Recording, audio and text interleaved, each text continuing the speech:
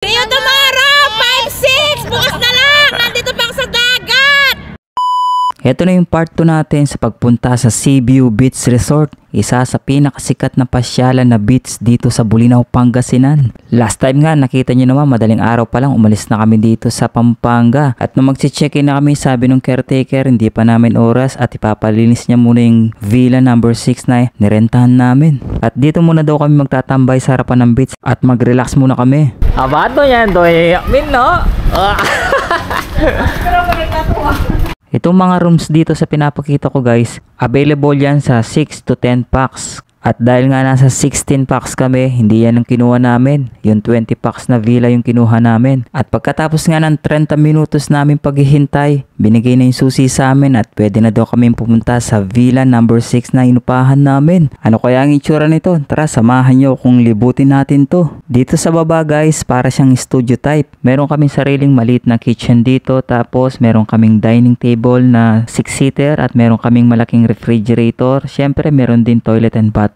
Ako lagi ko talagang tinitignan yung mga toilet and bathroom kung malinis ba or malakas yung tubig or mahina. So para sa akin, approved tong mga toilet and bathroom nila dito sa inupahan naming villa. So next natin pupuntahan yung second floor kung nasaan yung dalawang rooms na ang sabi nung may-ari hindi daw sila mapapahiya. At totoo nga yung sinabi nila at hindi sila napahiya sa amin. Dito pa lang sa isang room, kasyang-kasya na yung 10 katao. Meron na rin itong sariling toilet and bathroom. Dito naman tayo sa room number 2. Ang kasya naman dito is 8 katao. Pwede rin naman 10. Mag-request ka lang ng mga extra bed. Okay na. Katulad nung room number 1, itong room number 2 meron din sariling toilet and bathroom. Para hindi na sila bumababa dun sa baba para mag-CR lang. Mas mainam nga ang 3 yung toilet and bathroom kasi ang dami namin. Hindi naman pwedeng sabay-sabay kami, di ba? Tapos guys, punta naman tayo dito sa balcony. At ito na nga yung pinaka-paborito naming spot. Bakit? Kasi pagdating mo dito, pwede kang mag-party maghapon or magdamag. Tignan nyo naman kung gaano kalaki. Kahit 30 katao, kasyang-kasya dito. At hindi lang yan guys ha. Tignan natin kung bakit namin nagustuhan to. Kasi naman yung view dito sa harapan ng beach, kitang-kita mo kung gaano siya kaganda. Ayan no. Buti na lang naka-jackpot kami ng villang inupahan namin. Dahil ito pala yung pinaka-sentro niya oh. Dito naman sa kaliwang side, matatanaw mo na yung malawak nilang swimming pool. Kung meron kayong mga kasamang batang nagsiswimming dyan, pwede mo nang bantayan. Dito ka lang sa taas. Malaki din itong tambay namin sa labas. Meron din itong isang malaking dining table ng capacity is 12-seater. Tapos harapan namin convenience store. At kung ayaw mo naman mag-swimming sa dagat, pwede ka naman mag-swimming sa kanilang malaking swimming pool. Basta isa ka sa mga guest nila dito, walang problema. Kahit saan mo gustong maligo, sa pool man or sa dagat, walang problema.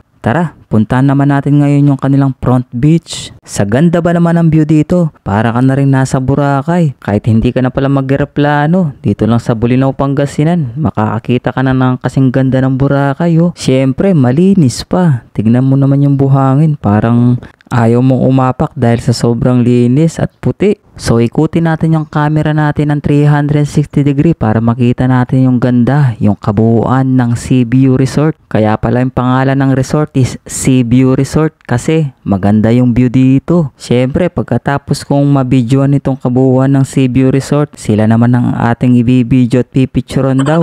Kaya talaga ako sumama sa kanila dahil ito yung trabaho ko, yung mag-video at mag-picture sa kanila. Itong bunso ko sabi niya magpa-practice na rin daw siya na mag-vlog. Kaya nagpapaturo na rin sa akin kung paano daw gumawa ng mga videos. Tingnan niyo naman guys kung gaano kalinaw yung tubig oh. Kitang-kita ko na yung mga marurumi kong paa. Dito guys, kailangan mo talaga magsuot ng sandals or tsinelas kasi medyo mababato. Nagpunta pala kami dito nung Miyerkules Santo pero wala pa masyadong guest kaya solong-solo namin halos tong beach resort nila. Kaya yung mga kasama ko, swimming doon sa dulo. Kinagabihan nga, ito, nag-chill kami dito sa malaking balcony dito sa taas. Automatic, syempre, yung kinakain nila, yung Korean food, na paborito ng mga kabataan ngayon. Pati mga feeling bagets. Samo, no?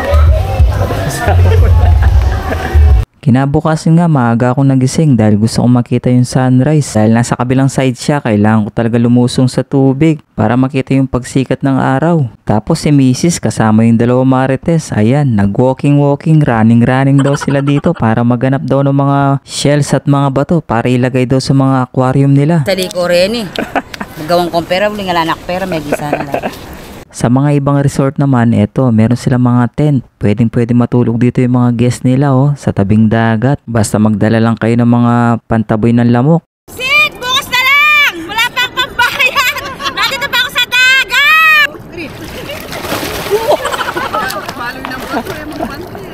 At ayun na nga, naisa na naman sila ni Ate Yasmin sa pagtalon. Si Maring Melanie naman gusto niya daw mag-audition ng Jezebel. Sa palagay nyo guys, papasa kaya siya? Mukhang hindi no? Basta try and try lang daw. Abay ayaw pang tumigil. Pagdating ng alas 10:30 ng umaga guys, tignan nyo kung gaano kaganda na yung view dito.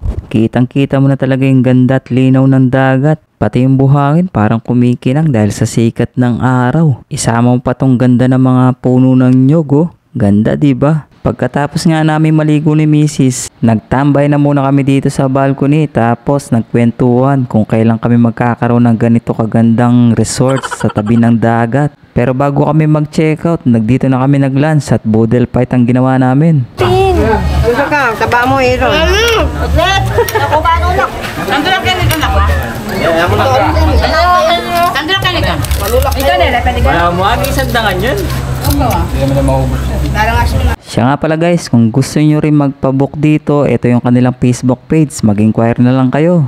Thank you so much, Cebu Resort! Hindi na Pangasinan! Sayang! Sabi sasagay mo ito. Kasi kanya nataramay. Magkakaramay talamay. Mo! Okay na ka Jures, sold. Manyo ka kanyan. Bye-bye po, bye-bye. O, palambing naman ako dyan. Paki-follow naman yung aking page para lagi kang updated sa aking mga mini vlog. At huwag mo na rin kalimutang mag-like, share, and comment ha. Sana nga, inshallah, makabalik kami ulit dito sa Seaview Resort sa Bolinao, Pangasinan. Hanggang dito na lang ang ating mini vlog. Maraming salamat. God bless. Bye-bye.